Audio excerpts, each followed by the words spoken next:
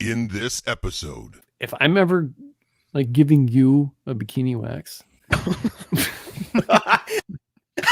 I'm so sorry. I'm trying so hard to keep it straight.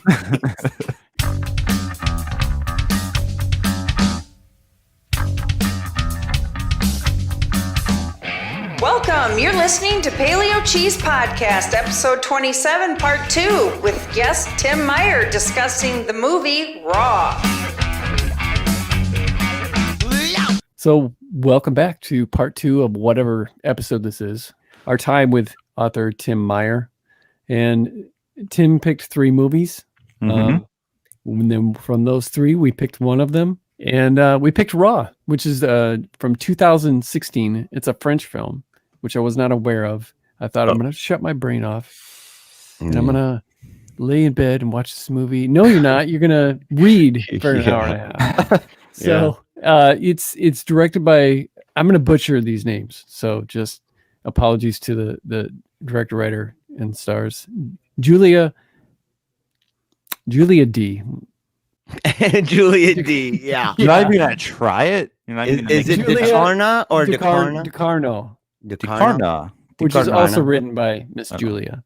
It stars Garance Marillier, Ella Rumpf, and Rabah Nate Alfella. I don't know which one's a guy, which one's a girl, except for maybe Ella. The synopsis of this: a girl goes to college to be a veterinarian when, during a hazing period for freshmen, she's forced to take the horrible gateway drug rabbit kidney, which causes a downward spiral of chasing the dragon, and she begins to succumb to the desire for more and more niblets of flesh. So, Jeremiah, I know you've been dying to talk about this. You were trying to talk about it last night. What did you think of this movie, man? First impressions, man. Well, I have to say this. I mentioned it to you a little bit in the pre-show, but dude, I didn't know it was a French film at all. And in fairness, this was actually your pick. It was a miscommunication a little bit. I didn't mind either way, but my first pick would have been Housewife. Okay. Like I don't know. I saw it and I said, I think Housewife, man, might be kind of fun. But I'd also heard people talk about Raw. And I had seen like clips from a trailer. I remember I knew blood. I knew blood all over the face and stuff. And I'm like, so I'm just thinking, I was going to eat raw meat out of some weird meat cult or something. But I go ahead and I turn it on, sort of, and everybody gets a little bit. And so I like that weird meat cult. That might be the next title of my next book. Yeah, we're cranking out titles to books on this show. Yeah. It's known for it at this point, dude. Yes, and so we're doing it constantly. You know, it's like River Stool, but like, so. Oh no, River Stool. You got it, dude. So the I turn on the film. Everybody's getting ready for bed, you know, but the kids are in the other room. I'm like, I should look this up and see, you know, kind of what the sexual stuff is on the parental guide, you know, kind of thing. So I go on there and it said severe, and I'm like, oh, okay. I guess. And so I know I'm in for a little something. And I turn it on, and as it's starting, right out of the gate, man, the very first thing, and it started when it's got the logo, which almost looks like, you know, somebody's got one of those lasers and they're kind of welding through a metal door in a bank and sparks are flying. And there's a guy's voice, like this robotic. It's a mix of like a robot and a natural person. And he says, something like 2 sparkler shaped lights are forming together in a symbol. And I'm thinking, what? And then it shows the road and it says a road stretching off into the distance. Oh, I know what woman happened. Walking in. I know what you did. It was audio. It was, the audio description. Yeah. For people who are blind. And so I'm thinking, you know, but I didn't know. I didn't go to audio description and push anything. So it's just doing it. And I'm thinking at first, no joke, I'm like, is this going to happen the whole movie? I'm like, is this like part of the shtick? I said, this sounds like crap. So I scooch it forward like 15 minutes and it's still going. And he's talking over. You got to imagine, I have subtitles. Oh, so man, I'm seeing it. Now I've got subtitles on all the time because we like subtitles all the time. Yeah. So I don't know it's French. So I'm thinking it's in English, and old boy's voice is saying the words on the screen And I'm like, what the heck is this crap? I'm like, why? So I'm really mad. I get online. I'm looking it up like crazy, trying to figure out what the heck's going on. And it was like, oh, it's a really simple thing. There's an empty space there that you click on that makes it turn off. So I go to the feature there, right? And I click on it, and oh no, there ain't no freaking empty space. It says French or English. And I'm like, I don't want to listen to the movie in French. And I'm thinking it's gonna be dubbed. I'm like, I don't know this. I'm like, and so I'm 20 minutes, man. 20 minutes, dude. I'm going through this crap. And finally my wife comes down. She's like, Jeremiah, no, the movie is in French. And you can either watch it in French or you can have it this. And I'm like, what? If it's in French, what am I going to do? And she's like, subtitles in English. And I'm like, and so I go ahead and I started up, man. That's how it started. So I was primed to not be necessarily the happiest guy in the world about it. Jeez. And I was getting really ticked off. I was relieved though. I was relieved greatly when I realized. So maybe I would have been upset at first that I got to read this whole thing. I don't mind that though. But I was, no matter how annoying it may have been, dude, it's a bazillion times better than that. So I felt like that I'm kind of glad that happened in a way, because it was so bizarre. The rest of the movie that I was kind of like, I think if I didn't have that terrible experience in the beginning, I might be a little perturbed and maybe annoyed or upset. But I was like, it doesn't matter. we're doing it. And so I was confused at first. And I felt like I was being led in a weird direction. Like, what is this about? Is it a cult? Like, what's happening with this? And then you start wondering, are they vampires? Is that what this is? And, everything inside you is kind of, inside me was going along a regular path, and I didn't read anything about it.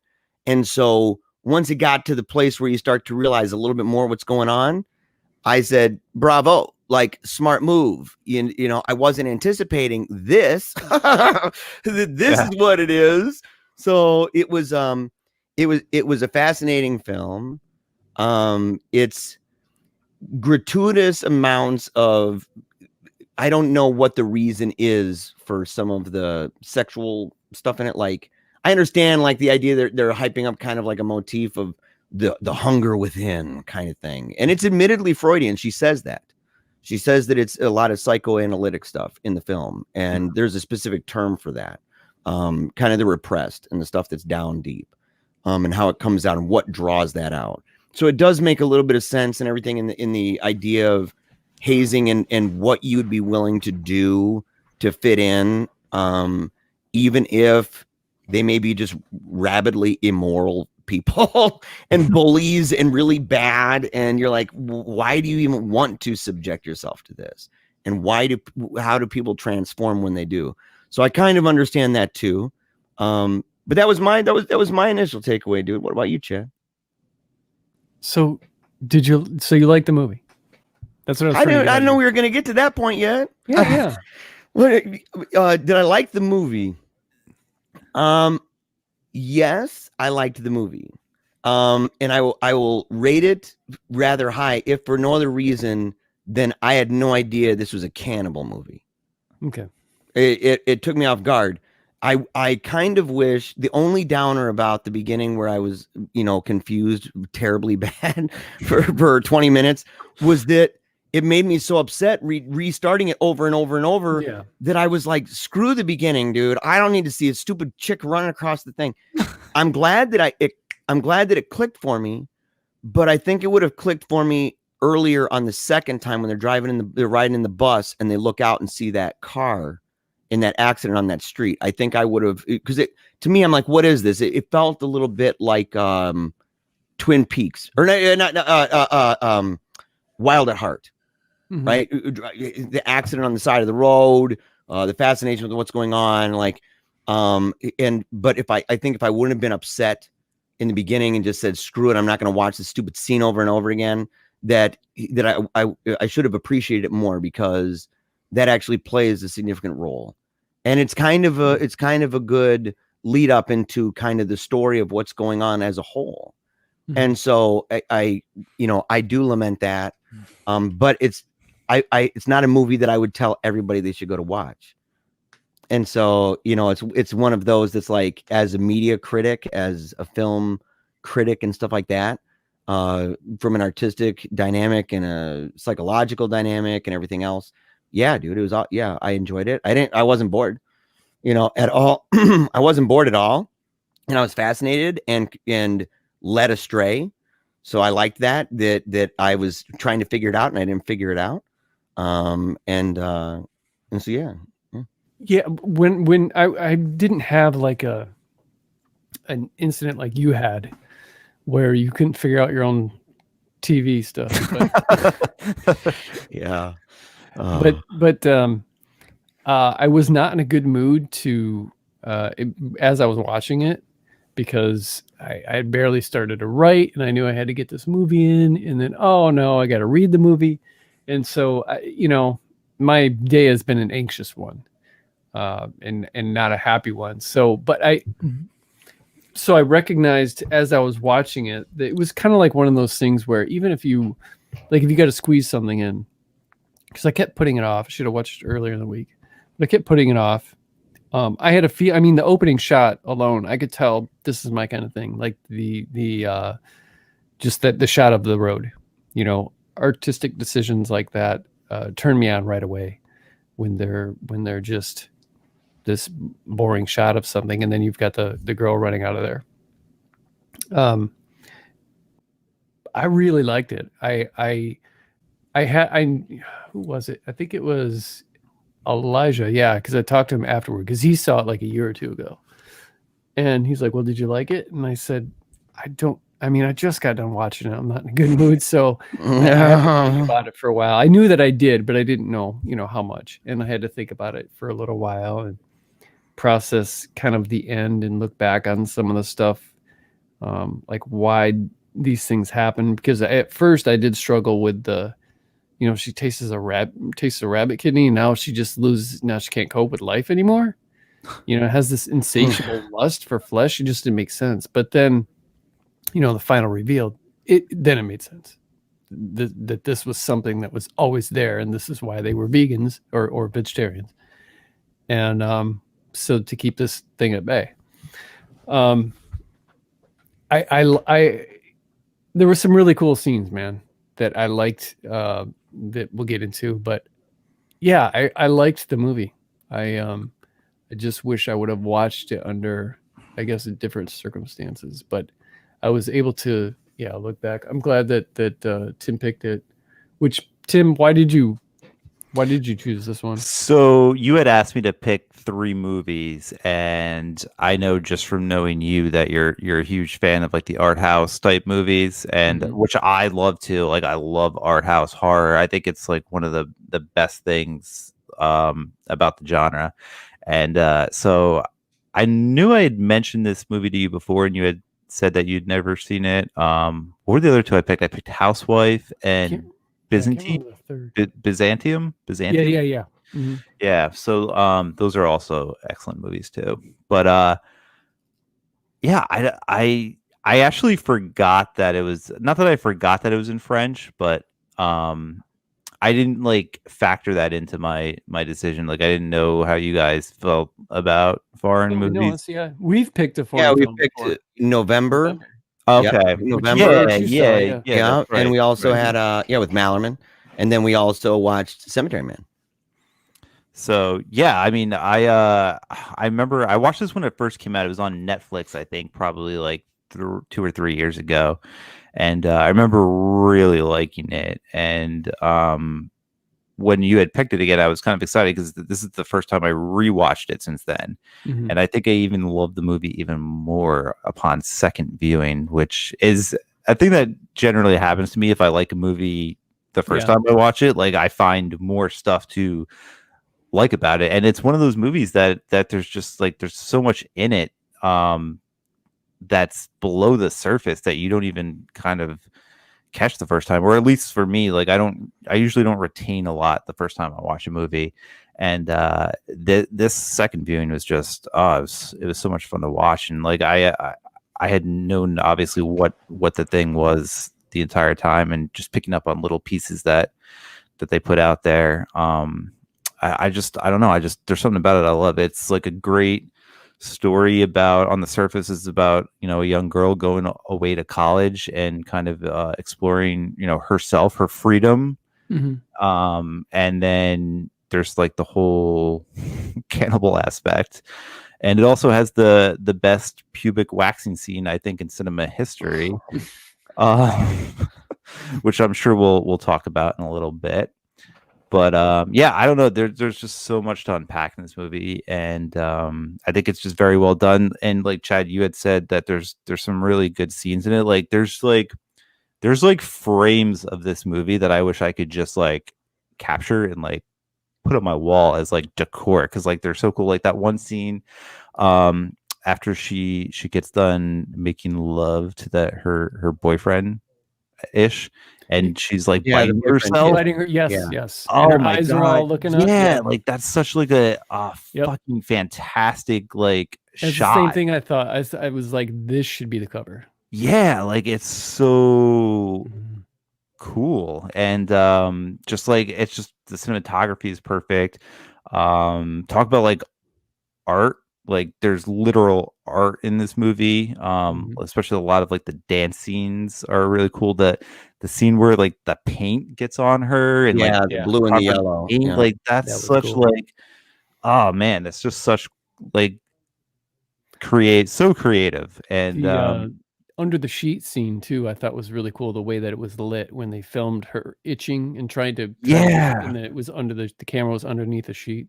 Yep. Yeah. And then really cool. And then I'm a fan of like the grotesque and like the grossness of this movie too. Like there's some dirty, grody stuff. Yeah, dude. Oh, there's the finger, bro. The finger. Yeah, the finger. The leg. The hairball. Dude, the hairball. Yeah. Like, there's like some disgusting things in this movie that like I was like, this is fucking great. Like I love this stuff. Like this is so I think it hits on so many levels. Like if you're a fan of the genre, like this is, I think, the perfect movie because it checks like all the boxes. You know, you have a great story. You know, cinematography is great if that's your thing. It's got the horror aspect, it's got the grossness, it's got, you know, everything. I think it's like it's one of the most perfect horror movies I think that have come out in like the 2010s era. It's a great cannibal film. I mean, if you're into, and I think I found in the last couple of years, I think I can't think of a cannibal film that I don't. You know what's funny that you bring that up, because I had asked you like a few days ago to like give me some recommendations for TV shows, because at my day job, I just watch TV shows all day. That's all I do. So I was like, I need something to watch. And you had said Hannibal, and I had never seen it before. And so like I blitzed through like the first 2 seasons in like 2 days. And then I had to watch this movie this morning to prepare for this podcast. So like I'm on cannibal overload right now. Yeah. But so for the record, man, do you think that Hannibal in the show Hannibal puts Anthony Hopkins to shame? Because Chad does. Chad believes that it's like I don't know, man. I like Silence of the Lambs was like, I'm not saying he's not bad. He's phenomenal in Silence of the Lambs, and as Hannibal Lecter, he's phenomenal. But there's something about. So here's my opinion, because I was actually thinking about this today. Like because I just started season 3 today, actually, after I watched Raw. So like I'm just overloaded with cannibal stuff. But I was actually thinking about this. I was like, like comparing the two, like who's better and like who does the best job. I mean, Silence of the Lambs was such like a huge movie for me when I was younger that like I can't say that as much as I love Mads Mikkelsen, I can't say that his performance is better. And I was actually like leafing through my copy of Silence of the Lambs, like because he's not in that book that much. He's in it for like maybe 15 pages. And like I was just trying to like pick up the character, and like I feel like Anthony Hopkins like taps into like the more eccentric and like just like that big performance persona that he has in the book, where Mads kind of plays it a little bit more like subdued, and that's more of like, I guess, like kind of his style, which is not a bad, and it's just like a different representation of the character. But I would also argue that that show is like totally different from the source material anyway, so it's just like a different portrayal of that character, because the character of Will Graham is so much different from the character that he is in Red Dragon. So it's like it's hard to compare. It's like you're almost comparing two totally different things. It's like Adam West and George Clooney is bad. Yeah. Well, You're like, what?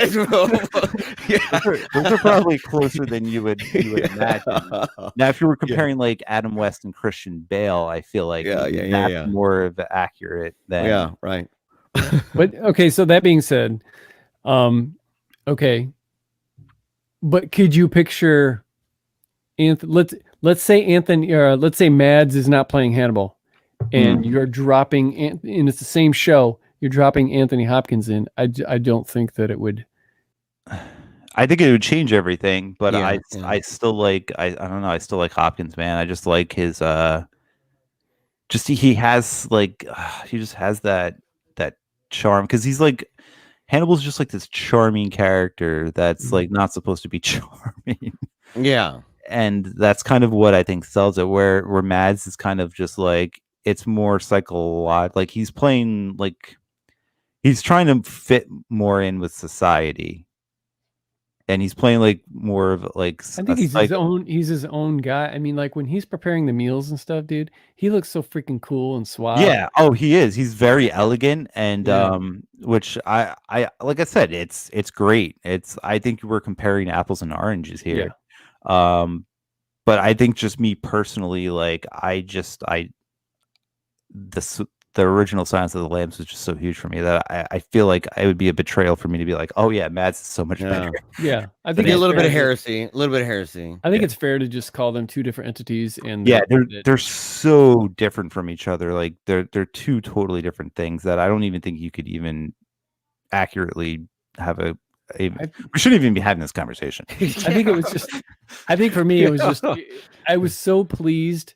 Because I had avoided the show, just like I avoided Bates Motel. I was like, how can you, it's been told. How is this going to be any fun? We know what happens. And it was fun. And Hannibal was even better. And I just thought, I loved Manhunter. I loved Silence of the Lambs. Red Dragon was cool. And we won't talk about Hannibal. I actually liked Hannibal, though. It's not, I don't hate it, but it's my least favorite. Yeah, I don't know. Gary Oldman. I mean, I'll watch anything Gary Oldman. Oh, wow. Yeah, that's Gary Oldman. That could have been played by anybody. He had so much makeup on. I know, but like just the way the way he delivers the lines, and like, actually, I just finished watching season 2 of Hannibal, and like that character that's in there, Gary Oldman's character, like the actor who plays him in the show, what's his name? He's been in a bunch of stuff. I forget it.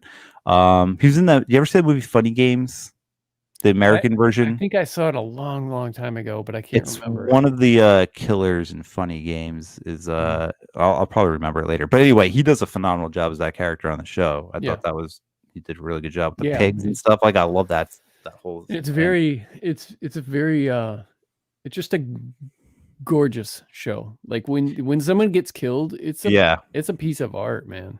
It is, and there's again just like raw, like there's shots in Hannibal that it's like I wish I could like screenshot this and get it blown up so I could put it on my wall, because there's just so much, there's beauty in it, and it's grotesque. It's like graphic, which this was a cable television show. I'm like surprised that it even like was able to be put on like regular cable television. It's so graphic and gruesome, but it's just beautiful.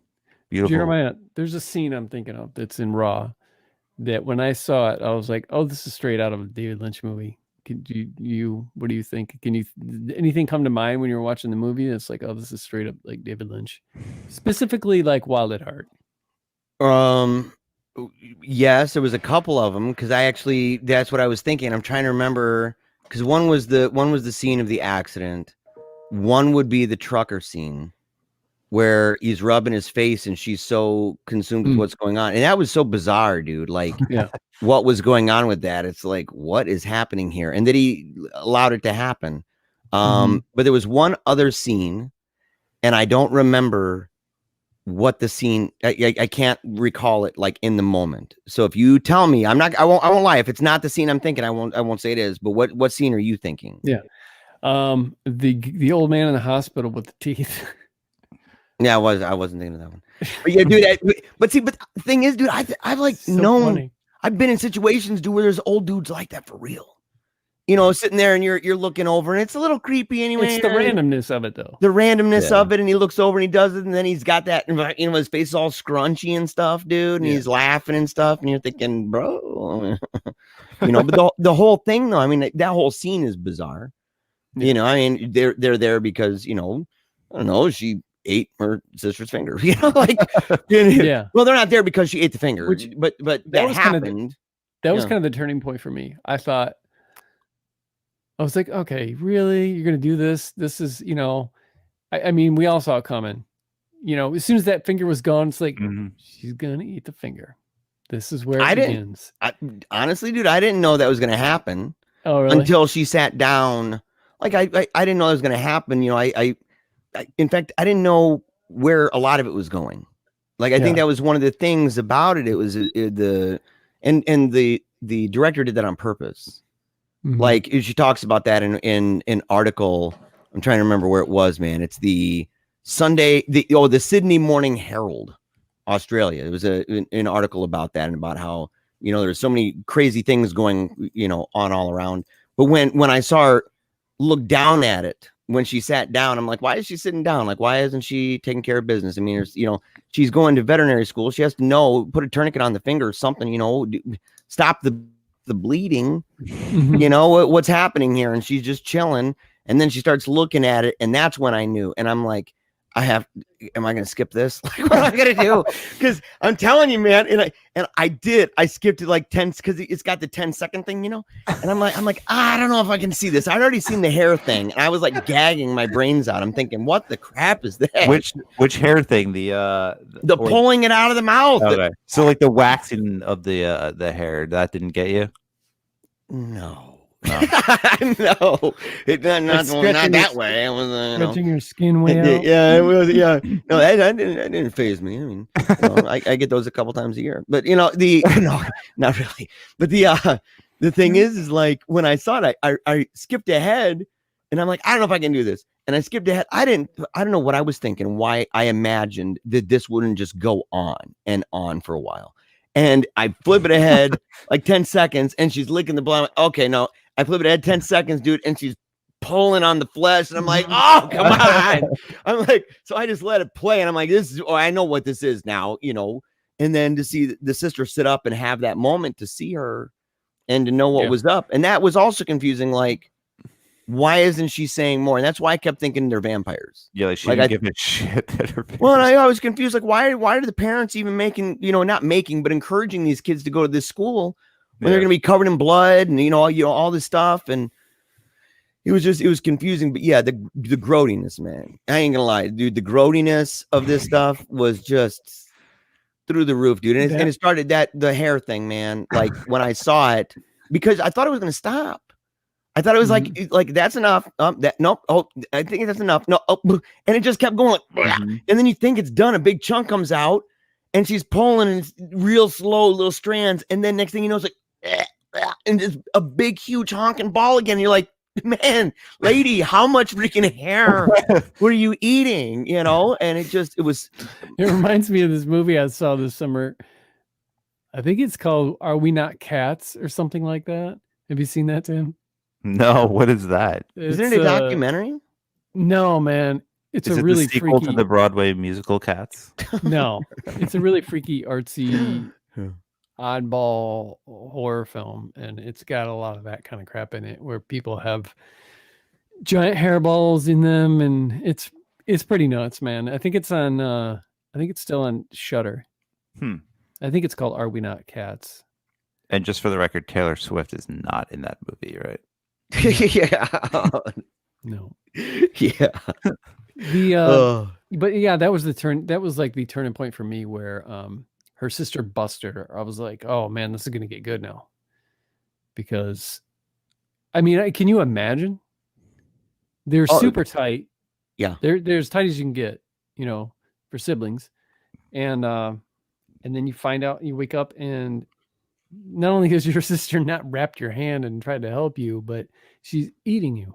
And then the sister who sees it and is shocked by the finger, which is it's a fascinating scene because you're all distracted, by the stuff, and all of a sudden, she's like, "That's my vagina," and it's a very authentic scene. Like you can imagine girls in that age and kind of going through this thing and doing that, and knocking the hand. And it ends up clapping that finger, and the way it was great acting. I mean, she looked at the finger and looked at her, and like her whole body. I mean, it was real. It was authentic. I mean, it looked like maybe they did that, the real taking it method acting level stuff. Maybe she did it for the the authenticity of the scene because it looked. I mean, it was compelling, and so she ends up, falling over, and then she wakes up and sees this. I mean, it's like a double whammy, right? And then to go to the hospital and come out.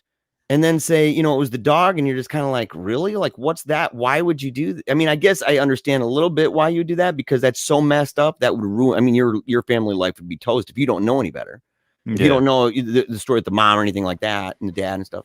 And so, I'm like, maybe why would she cover for her kind of thing? And then for her to go out and try to puke it up, and it ain't working. And then to find out that they're putting the dog down. Like it's like multiple whammies in a row. Yeah. And and then thinking the older sister's going to beat her down. Like that's what I thought was going to happen in the parking lot. That she gets up and she's like, his mom and dad still there? No, they're gone. And she gets up out of the chair and kicks that chair away and walks off. I'm thinking she's going to whoop her, man, from here to China. I think she's toast. And it's not the case. And instead they end up going by the road. And that didn't take long for me to figure out. I'm like, wait a second. Yeah. Like, was that the sister? In fact, was the sister the reason why that second car got in the accident? And then to see her go in and come out and turn the face, man, and have that blood all over her face, I said, man, so multiple boom, boom, boom, boom, boom, boom, boom, boom. Like once it started, it seemed like it was just just this string of major things and stunning and gross and bizarre all in a row. And it didn't stop. So even the parts that may seem slow, I didn't interpret any of that as slow. Yeah. No, it's very well paced. It's a very well paced movie from like a story perspective. It hits exactly where you want it to. And it's funny, like listening to you guys who have watched it only once, like I'm trying to remember back to the first time I watched that movie, and like did I know what was going on, or was I like just as mesmerized by everything that was happening, like all these crazy things, like why is the sister not caring as much, like why are all these things happening and like nobody's like picking up on it. Like it was just kind of like a cool thing to watch the second time, because like I did know about it and it all made a lot more sense and it was just kind of more interesting. It's definitely, I knew that it was a cannibal movie going in. I didn't really know to the extent, but I knew that it was about a girl who didn't eat meat or something and then starts developing but I tell you what, it's a real extra bonus treat for anybody who just goes in completely blind. Oh yeah, it's like the best movie to watch completely blind. Yeah. It's a treat, Chad. Dude, you guys, it's inedible. It's a treat. Yeah, it's a treat. You guys are going to be buying that do-it-yourself human cell meat kit, dude. You guys are going to send Christmas gifts to each other of this stuff, dude. You're going to be talking like we're watching Hannibal together, dude, and we're going to be eating that do-it-yourself meat kit. I'm like, you sickos. Yeah. After all the cannibal stuff I've been watching, like I kind of want to taste a human being just to see what it is. Oh no, Craigslist, dude. I'm just joking for the record. I would never do that. That's disgusting. Smithsonian says that it tastes a little bit like meat, but that it's a kind of more elusive. That's true? Actually the phrase. That's what they say. Yeah. I was looking it up. Let's see, Smithsonian, because I saw just a minute ago. cannibalism. I'm afraid to look it up because I'm probably already on some FBI person's watch list from the shit that I have to look up for my books. Like, I don't need another thing to like. What does human meat taste like? It says right here. I'll take their word for it. Smithsonianmag.com. Human flesh looks like beef, but the taste is more elusive. It's like pork or maybe veal. How do they know? By Rachel Newer. I don't know. I wrote a story. The opening story in my collection, Spicy Constellation, is a cannibal story, and I had to look up all that stuff on what it tastes like and stuff like that. And I learned it's weird because Tim, earlier you were talking about how a major part of your book came about just from doing research, and then you got like an idea for your twist or whatever. And that's the same thing. Most of my short stories, I just I write a sentence and I'm like, that's a cool sentence, man, where's this going? And then I just keep going, and then and then eventually I run into something. Oh, okay, this is going to be about this, and then maybe do some foreshadowing, and of course go back and fix things. But that's how this story was. I was just having this conversation, and I pictured that guy. I don't know if you guys know this show with Rocky and Bullwinkle, where it's got the dude that always does the world travels, where he talks about, and he's got like trophies around him, and talks about traveling around the world and shooting elephants or whatever.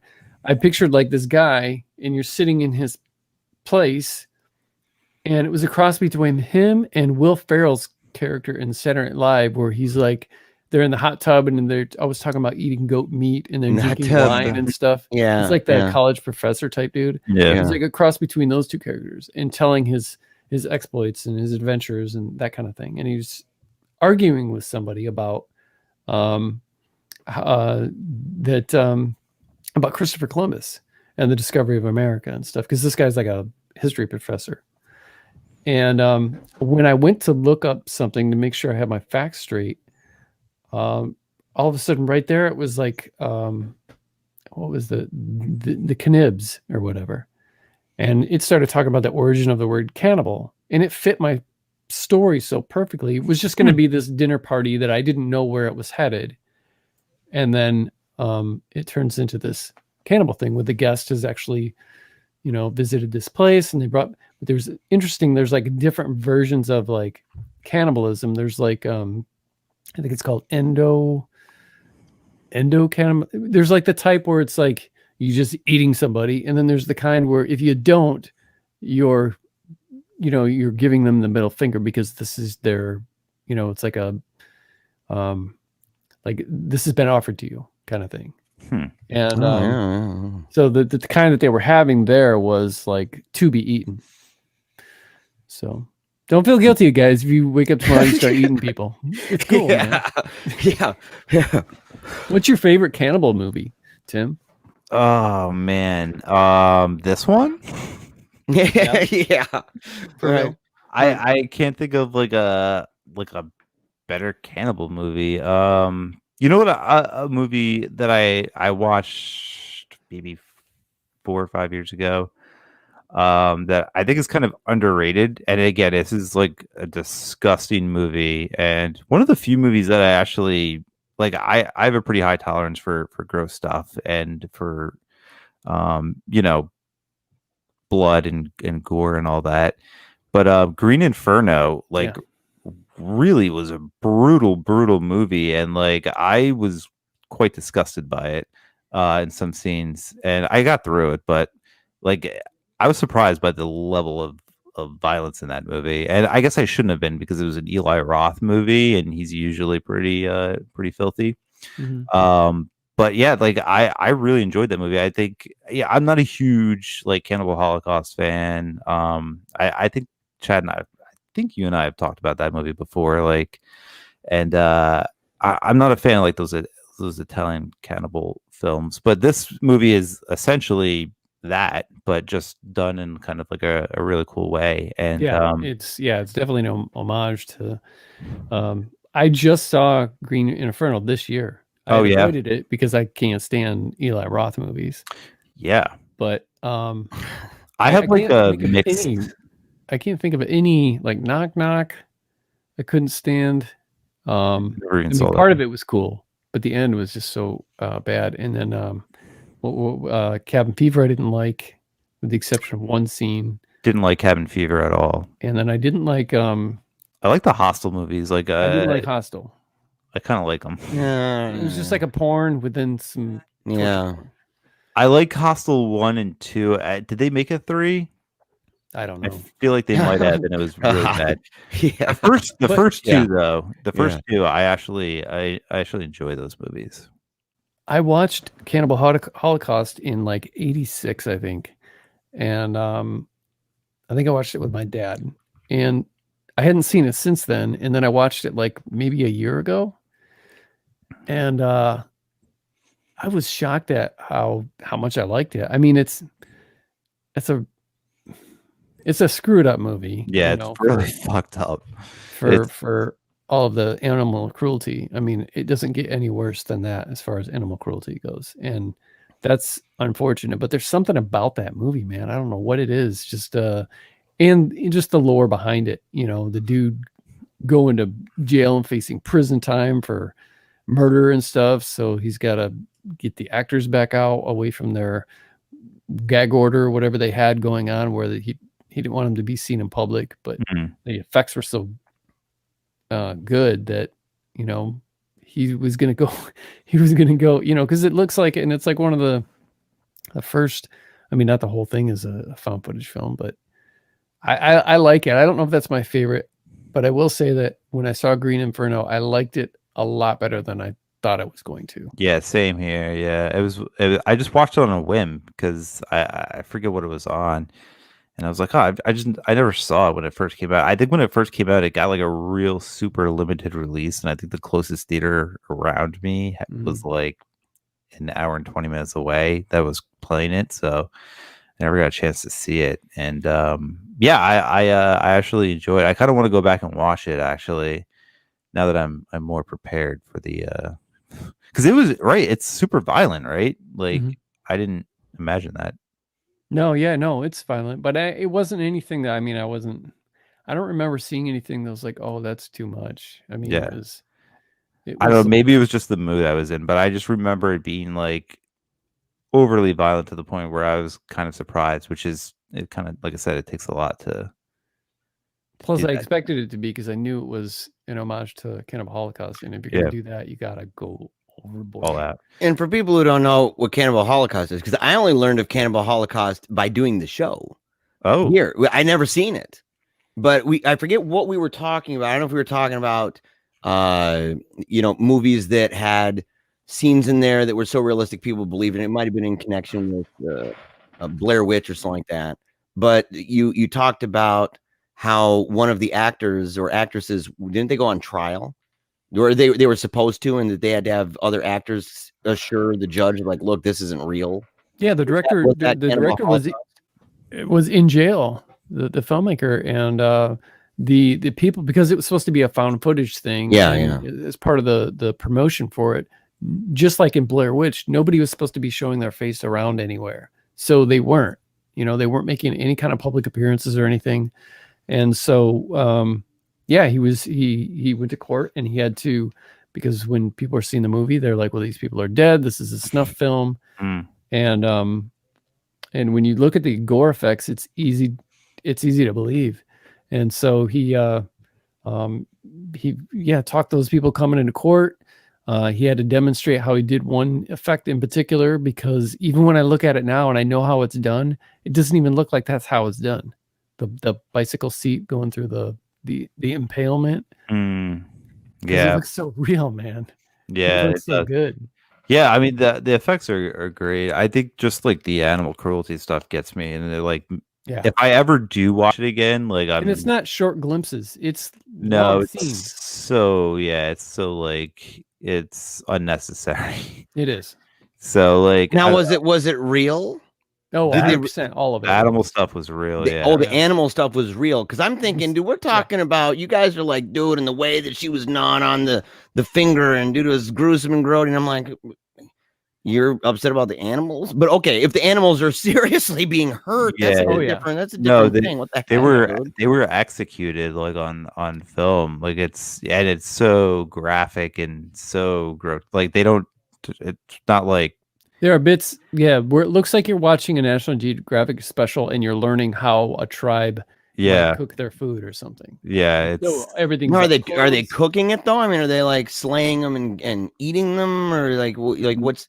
Because as I said, I've never seen it, man. Like, what's the context of the animal thing? They kill a spider just because it's a spider and it freaks them out. They chop off a turtle's head, and I think they made it into. Well, they pull the turtle right out of a shell. Oh yeah, they cracked the shell right open. Yeah, it's pull them out of there, and I do believe they make something out of that, and then they kill a snake, I believe it is. A snake, and then they kill there's pig. Just a lot. Yeah, there's just a lot pig in the head, and then they kill is it a lemur? Yeah, like a squirrel, like some sort of small. A couple of them, these animals are screaming and stuff. Yeah, it's not cool. I don't know, man. I mean, if they eat them. I mean, look, I think a lot of people, they'll eat chicken and they'll go to McDonald's and stuff, and they'll eat their Happy Meal and have all the emotions and not even realize, dude, that some of the animals had a mama too. Some of the animals that were being killed were Americans who were there to film. Yeah, I think it was there specifically for the film, not because they were being killed to be eaten. And I know that the film but if they did eat the actual animal that they killed, even if it's for a film, if they kill an animal, like if you're making a film and you're out in the woods and you got to kill a deer, but for the film they actually use that actual deer to make the food that you're going to be eating in the film. Like I think that'd be different than shooting the deer, chucking the deer's body, and then having the fake meat that they're eating. I think that would be a different. They could have reached in that cooler and got a hoagie sub. Yeah, from Wawa. A hoagie sub, man, or some shawarma.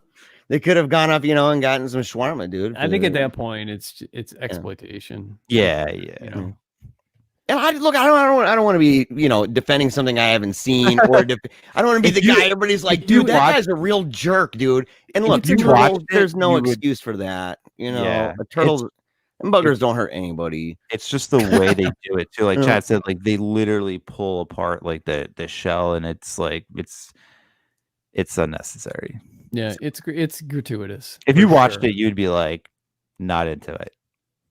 Yeah, and it's I would put money on that. That I'm not. I don't want to be the guy that's like, oh, I might like it a lot. Like, don't throw me under the bus, guys. It's a movie that when you're watching, after you get done, you're like, okay. Shower first, then family. Yeah, Yes, yeah. It's like I said. I don't know that I would ever not watch it again. But if I do, gonna do what Jeremiah did when Finger Steam. There you go. Yeah, you're gonna pull a Jeremiah and just be like, yeah, I'm skipping that crap. Don't need to see that. I don't know that I can give a favorite cannibal movie because I know there's more than what I'm thinking. Like Texas Chainsaw Massacre, I would consider a cannibal film, and that's such a classic. So I would need some time, I think, but this is up there, with the best. That just because of its approach, how unique it is, and it's not like a backwoods thing that's been done to death. Like Wrong Turn. I like the I think it was the first two are the only ones I've seen. I liked them, especially the second, but that kind of thing has just been done so much. It's like, in order to eat flesh, you have to be homeless and shit your pants and, not have very many teeth. Yeah. But these are pretty girls, going to school and I thought it was actually cool that they were girls. Yeah. Like they're pretty messed up, man. And they're pretty wicked. Well, they're doing some messed up stuff anyway, right? They're doing messed up stuff. They don't understand exactly what's going on. They weren't taught about this. And that goes into that whole thing. In fact, I looked it up in the article where they talk about it, where the director says that says psychoanalysis is a major influence. So I'm not surprised, Chad, that you liked it so much. Said the return of the repressed is a key theme, and it's played throughout the impulse to eat meat, which becomes distorted through its repression and eventual expression as cannibalism. And I think that theme, probably the return of the repressed, probably runs throughout all of it. Like even the scenes that I didn't necessarily like at all, that I don't need the superfluous sexual stuff. You know, what's the point of that? Like why show that? But a lot of those things, in fact, would be matters from a psychoanalytic point of view that says those things are probably repressed with the kids that go there.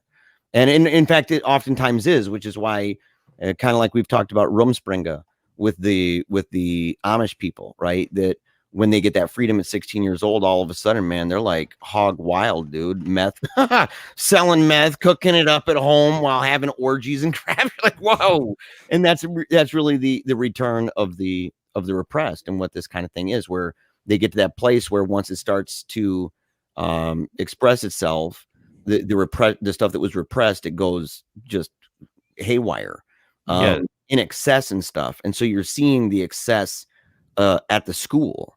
You're seeing the excess at the parties. You're seeing the excess, the sexual excesses going on, the blood, everything. And so it seems like everything is excessive in the movie. And I wanted to say this real quick before I forget, man. I may not have another time, but I mentioned earlier how it seemed like none of it made sense. And I have some criticisms, I guess, about some things not making sense, or like what's the reason for that, or what's the reason for this.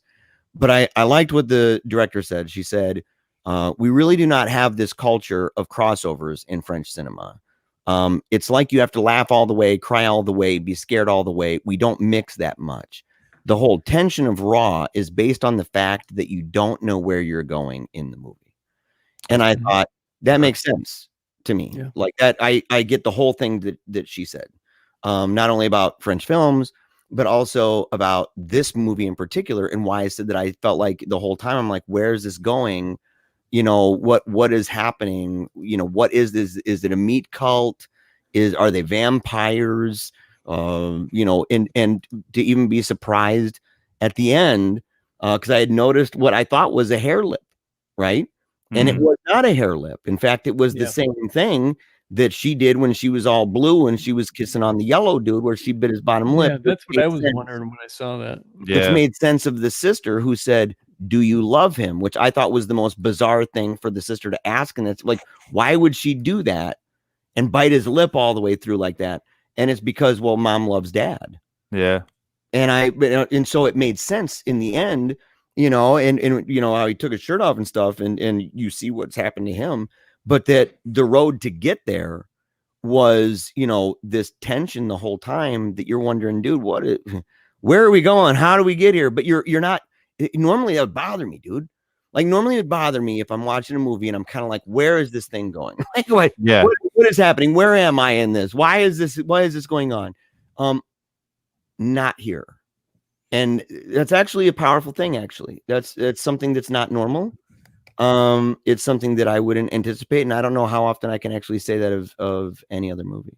Yeah, you know what's funny is that that's a good point. It's like you didn't know where this was going, but you still stuck with it and hung in there, and you trusted the filmmaker to take you through to the end. And you know, it being a foreign film, which you didn't know going in, right, and not knowing anything about the film or the filmmaking, and like you still stuck with it, and you were captivated by it. I think that just goes to show like how like perfect this movie was.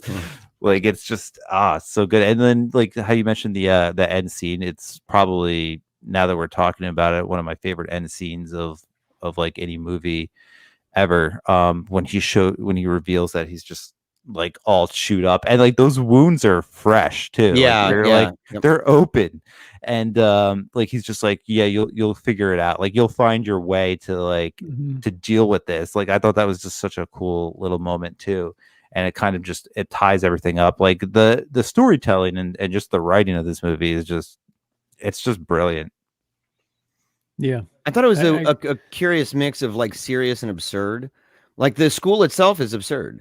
Oh yeah, like it's not like, clean at all. Like they're drenched in blood throughout the day. They don't wash off, and they're eating food. The teachers don't give a shit that they're covered. Yeah, they're covered in blood, and it's like the hazing and all that comes first, and then your education, and that the teachers understand that. Yeah, and it's this is like somehow part of the elite. curriculum.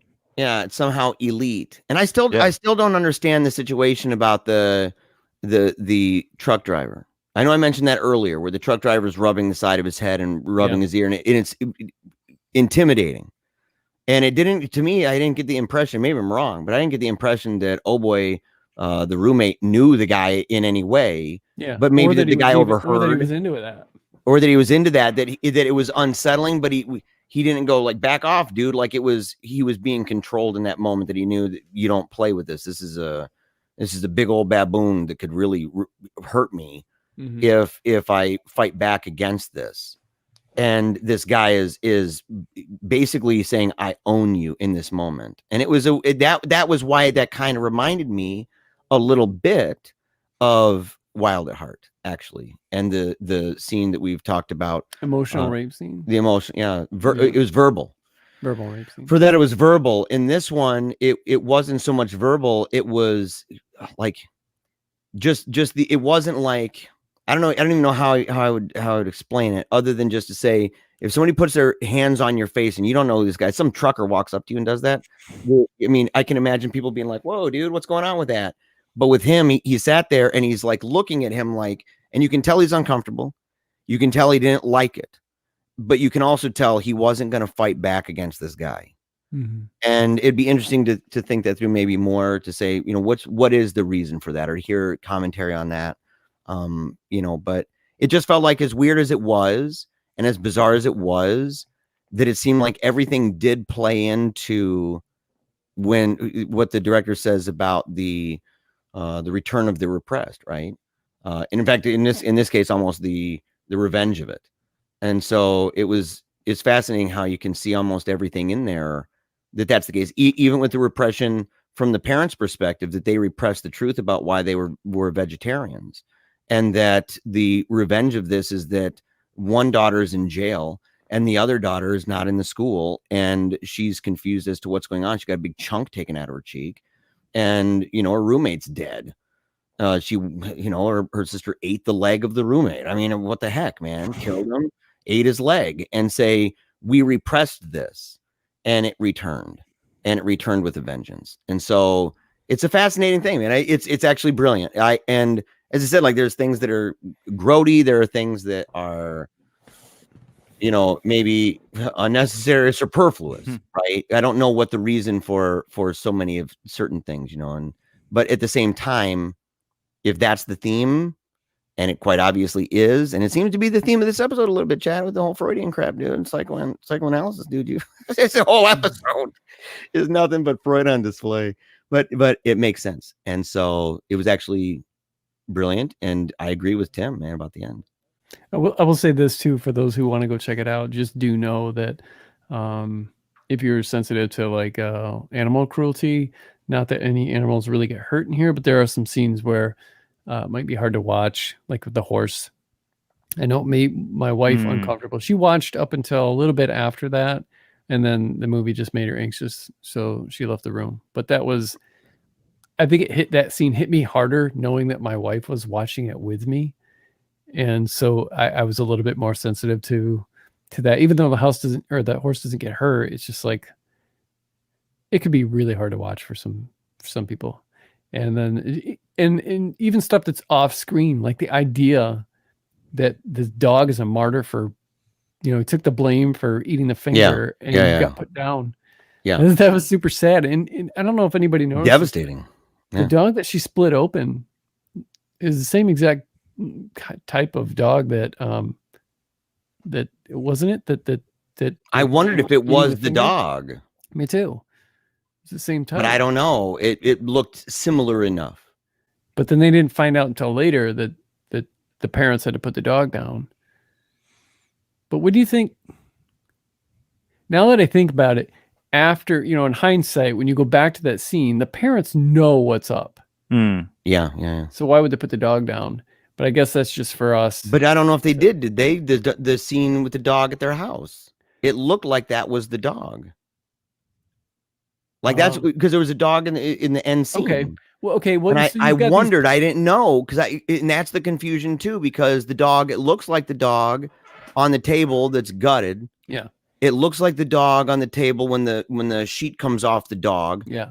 And it looked like the dog at the house at the end. So it looks like you're seeing this dog, and it looks like kind of, the same puppy. I don't know if it is or not, but I'm like, man, is this dog like all over the place? What's up with this dog? Was the dog there in the end? He was still. Yeah, the dog was there. I'm looking at it now. The dog on the table looks different than the dog at the end. Oh, really? Yeah. Does the dog is the dog at the end quickly or whatever? Is that the same dog? Did they put the dog down?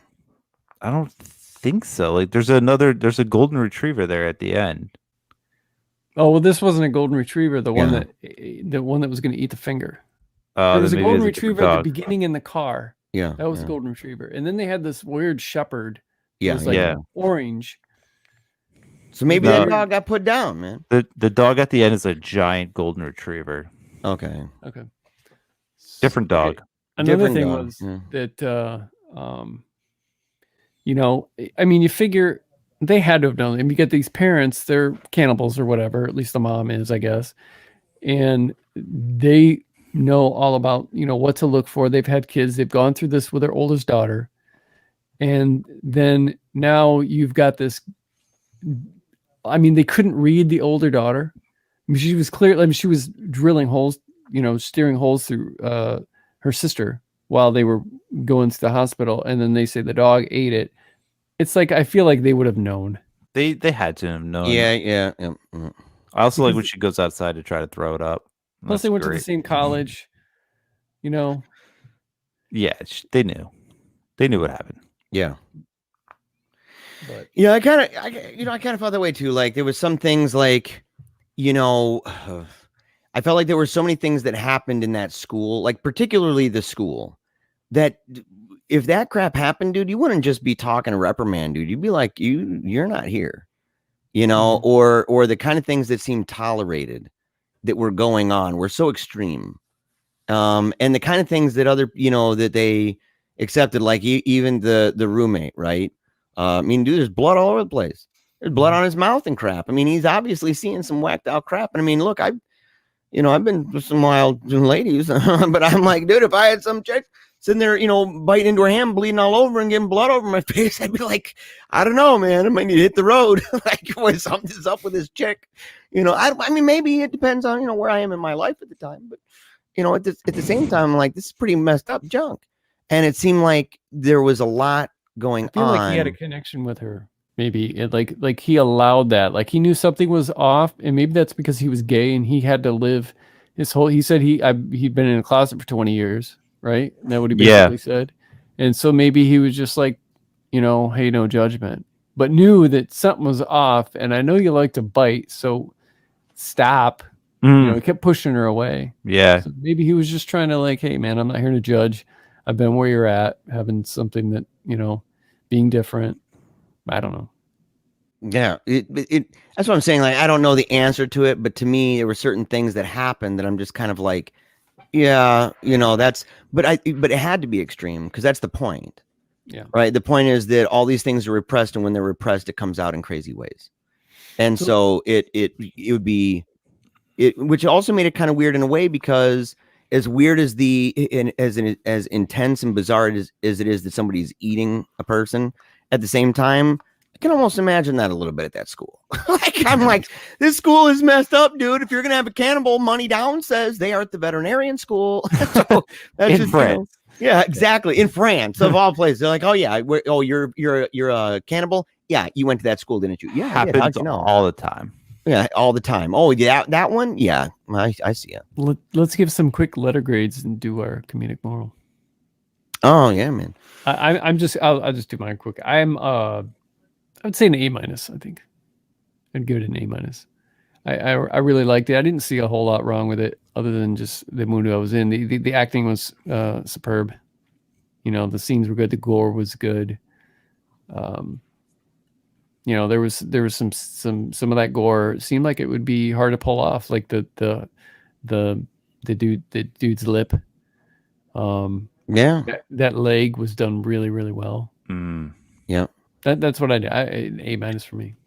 I would say for me, that I give it a B to a B plus, only because superfluous stuff. Yeah, I'm a religious guy, man. I love doing film theory. I love doing all that stuff. But I'm like, man, dude, she opens up the door and you're seeing old boy, and I'm thinking, you got a lot of it going on in the beginning at the party, right? And it's extreme. And if you don't know, if you don't understand what the message of that film is, if you don't understand, and I didn't going in, I do that intentionally, not to know, so that I'm kind of just in the moment and everything. And there's, sometimes there's a risk to that, but it made sense in the end. And so I'd say a B plus. I'd say I liked it a lot. I think it's an excellent movie. I think the director is a genius. Mm-hmm. I think she is. In fact, I would like to see, is it Manja? Eat. It's another film in which a formerly obese girl comes face to face with a girl who tormented her at school, who is now herself obese, and the former, unrecognizable to the tormentor, becomes the Overeater Anonymous sponsor of the latter with the intention of exacting revenge, right? And the ghost of herself. Great. That's what I'm saying. Like, I when I read that, I said, well, okay, having seen Raw, maybe she's got a little bit of a fetish with the food thing, but either which way, I thought this would be a lot of fun to watch. And maybe not fun, but you know what I mean? Like, I think it'd be a great movie to see, to review. And so I plan on it. In fact, I plan on seeing that film. What's the name of it? Mange, and it's the word that means eat. Okay. Mange. That's what I'm assuming so. Mange or manja. I'd say mange probably. It's manja man. Manja. I don't know. I have no idea. We're making stuff up, guys. I just thought of a complaint about the movie, and it's just my own personal preference.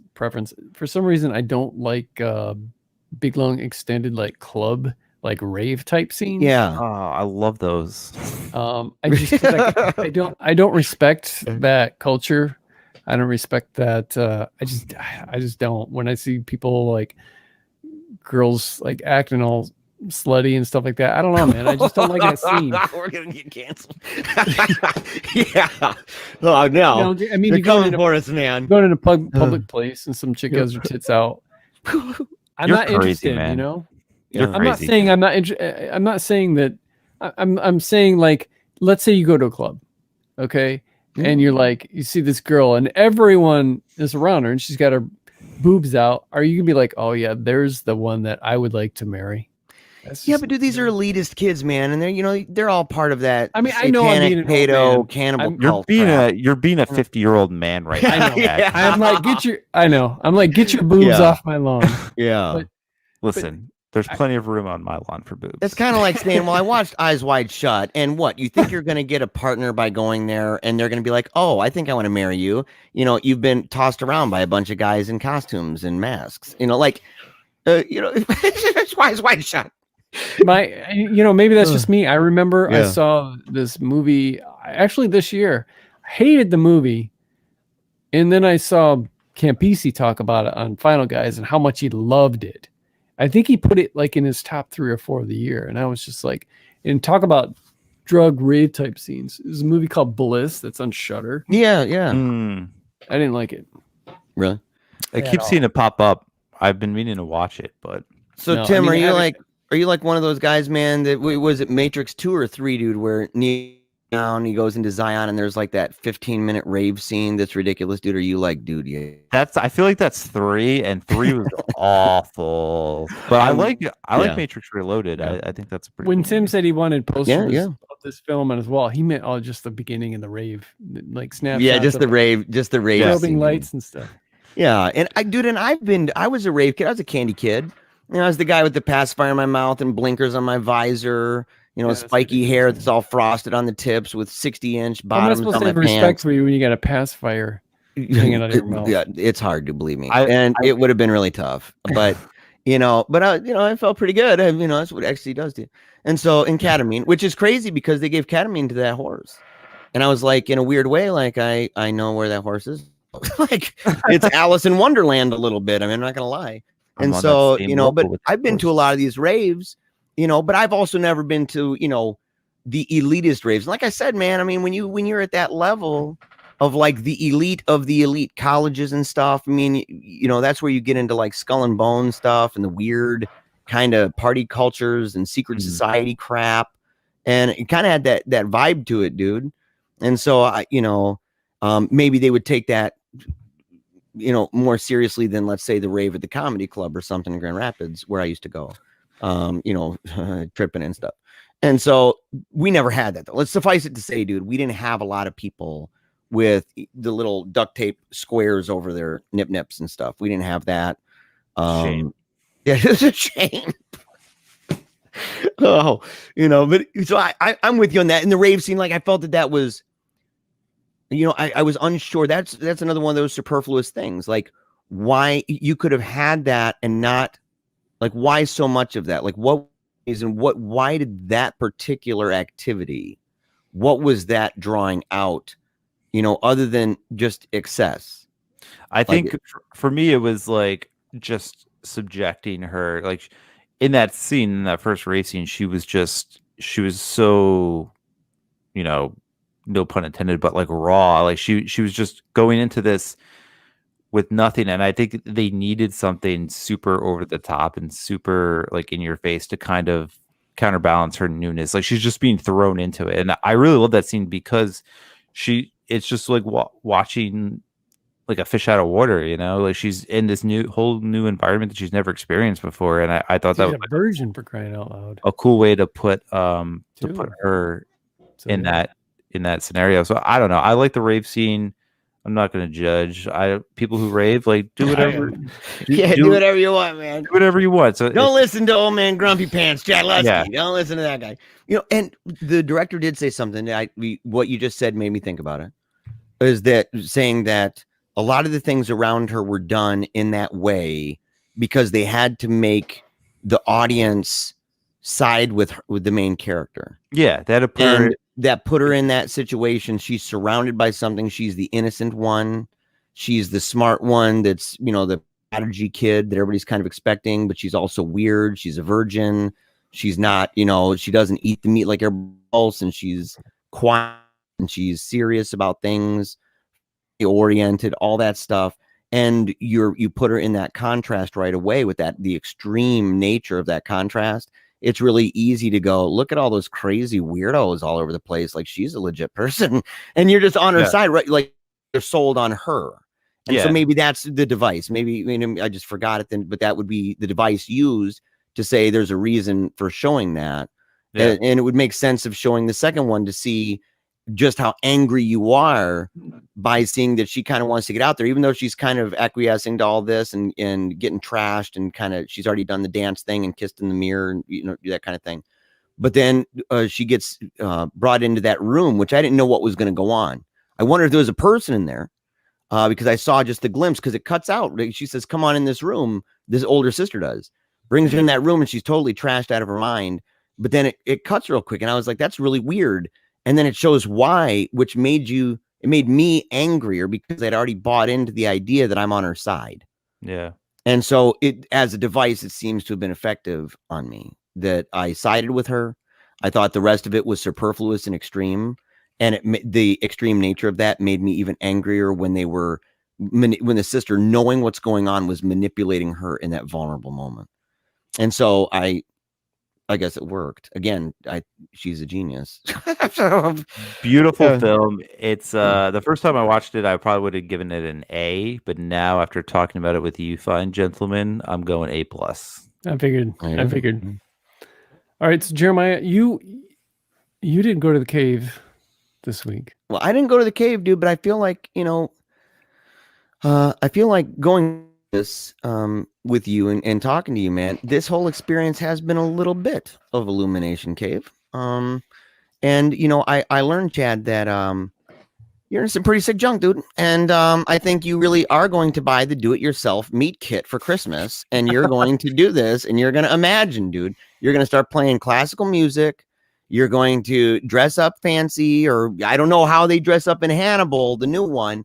Don't know how they do it, but I can just imagine you in your cave at the house, dude, eating the do-it-yourself meat. And I'm like, gotta watch out for him. So, and I gotta buy you Freud, dude. You have to, if for no other reason, then you need to just be self-aware.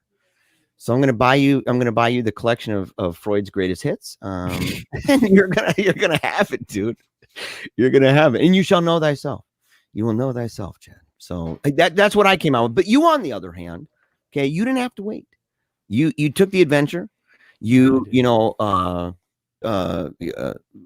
Over what is it? Over the, is it through the valley or over the valley and through the woods? What is it, man? I think it's through the woods. Through the woods. Where you find the porno magazines. Yeah, it's. Yeah. I was thinking Little Red Riding Hood, but a little bit of that. Yeah. So I know where you guys are, man. So yeah, you go through the woods. You've seen, the stuff scattered about. It's given you, a lot to think of, a lot of inspiration, deep within your loins, and you did your meditation. You did maybe a little bit of levitation, in fact. And you emerged in that state and gently descended onto your chair. And so, because I saw all that, I'm confident that you have something brilliant for us that our listeners can take, and they can just benefit from that, maybe even for the remainder of their lives. It's a hypothetical and not necessarily a lesson. Okay. Mm-hmm. It's what if and what I would do. So you and I are close, but so watching this movie, I learned if I'm ever like giving you a bikini wax. I'm so sorry. I'm trying so hard to keep it straight. Hey, this is what I learned in the cave, man. I mean, yeah, I'm sorry, dude. I don't normally laugh at your illuminations. Okay, so all right. If I'm ever giving you a bikini wax, and I pass out before you do, and I find out you ate part of me, I won't shed a tear like this chick in the movie did. I will wax you head to toe, doing a full Brazilian deluxe while you scream in agony. There will be no pity, no mercy, no crying from me. Oh my gosh, man. Dude, it would be very painful, man. It'd be very, very, very painful. And that did look very painful. But Tim, where can people go read your books and stuff? The usual places you can find books, the internet, Amazon, Barnes and Noble, all those good places you can find me. Also, I'm pretty active on the Twitter, so you can find me at Tim Meyer. I think it's 11. And also TimMeyerWrites.com, where you can check out some books and buy some signed books off there. So yeah, great. And I should mention, and so you've got the books that you mentioned before that were coming out, and I guess I should mention, I think by the time that this episode is out, Wormwood should be out in the non-limited, non-exclusive, be widely available for you to purchase on ebook and in paperback. Yes, so please do so. Thank you to Silver Shamrock and Keelan Patrick Burke for the cover. And, very excited. Hoping that you dig it. And we're grateful for you being here, Tim. Hey, man. Thanks for having me. I had a blast. Yeah, man. It was fun. Thanks for coming, man. I'm glad we finally got you on. But I thought this was good timing with the Wormwood thing and everything. So, and best for last, I guess. So absolutely. We'll go with that. Until next episode. Bon appetit.